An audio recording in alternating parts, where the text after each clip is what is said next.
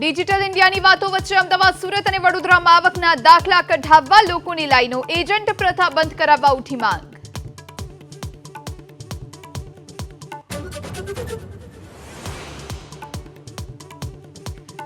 પંચમહાલમાં bogus અને અધૂરા દસ્તાવેજથી લગ્ન નોંધણી કૌભાંડનો પર્દાફાશ. ભદ્રાલામાં તલાટીએ 6 મહિનામાં આપ્યા 530થી વધુ સર્ટિફિકેટ. ટીડીઓની તપાસ બાદ તલાટી સસ્પેન્ડ.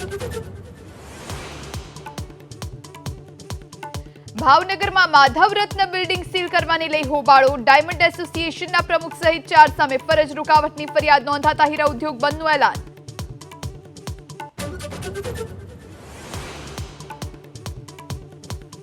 સતત ત્રીજા દિવસે રાજ્યના કેટલાક વિસ્તારમાં કમોસમી વરસાદ. ગીર સોમનાથના ગીર ગઢડા અને ભાવનગરના પાલીતાણામાં માવઠું તો રાજકોટમાં પાક બરબાદ થતા ખેડૂતો ચિંતામાં.